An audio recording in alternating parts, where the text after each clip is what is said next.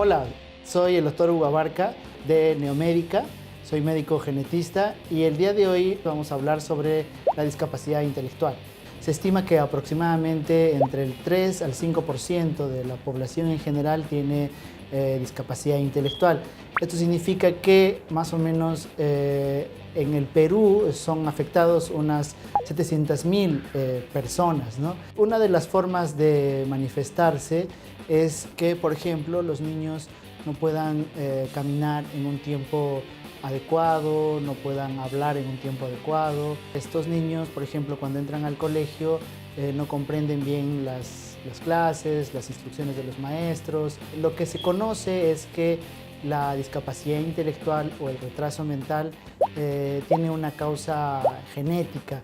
Para llegar al diagnóstico de la discapacidad intelectual, lo primero que se tiene que hacer es haber sido evaluado por un neuropsicólogo, por un psicólogo, y que éste haya detectado a través de técnicas psicológicas especiales y poder determinar si esta persona o este niño tiene la discapacidad intelectual. Algunas veces la discapacidad intelectual se puede acompañar de otras alteraciones, de anomalías congénitas, malformaciones congénitas, como por ejemplo malformaciones del corazón, del intestino, o a veces se puede acompañar esta discapacidad intelectual de autismo. ¿Y qué es el autismo? El autismo se caracteriza principalmente porque son personas que no tienen un contacto social, no hacen una relación social adecuada.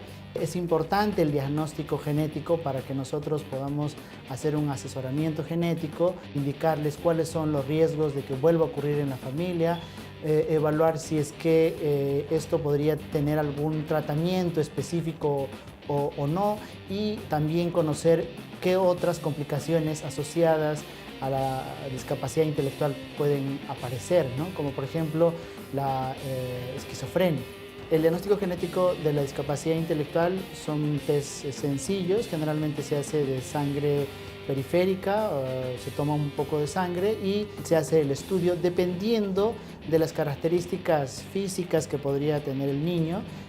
No necesariamente tiene que estar asociado a algún problema de malformaciones o alguna anomalía facial, puede no tener ninguna característica externa. Existe una técnica que se llama análisis cromosómico por micromatrices. Esta prueba puede llegar al diagnóstico, tiene una tasa de, vamos a decir, sensibilidad o de detección de hasta según los estudios, hasta un 60%, ¿no?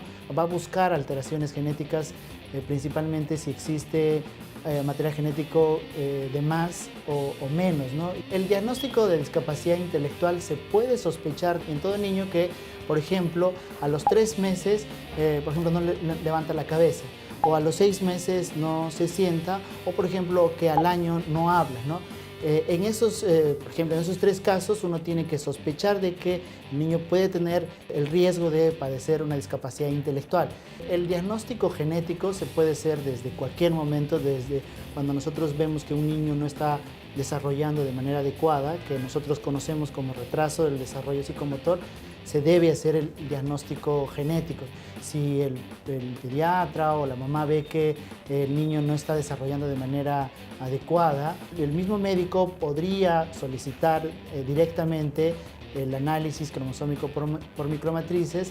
Sin embargo, aconsejamos de que estos niños sean evaluados por un médico genetista para evaluar si esta prueba es la que necesita o de repente otro tipo de test genéticos. El diagnóstico genético de la discapacidad intelectual es muy importante en 3 aspectos principalmente. Uno de ellos es para conocer cómo se llama la enfermedad y cuál es el pronóstico, es decir, qué complicaciones pueden aparecer y cómo nosotros podríamos evitar que éstas aparecieran. Segundo es para hacer un asesoramiento genético. ¿Y en qué consiste el asesoramiento genético? Es saber o conocer cuánto riesgo existe en la familia. Y un tercer aspecto importante es que algunas de estas alteraciones genéticas que provocan discapacidad intelectual pueden tener un tratamiento dirigido, específico, médico, de tal manera que uno puede cambiar la historia natural de la enfermedad, haciendo de que la discapacidad intelectual sea menos evidente o incluso no aparecer si es que el diagnóstico fuera lo más precoz. Si usted tiene la sospecha de tener un niño o niña con una discapacidad intelectual, con toda confianza, con toda libertad, se puede comunicar con nosotros a Neomédica. Los números se encuentran en pantalla o nos pueden escribir para poder resolver sus dudas.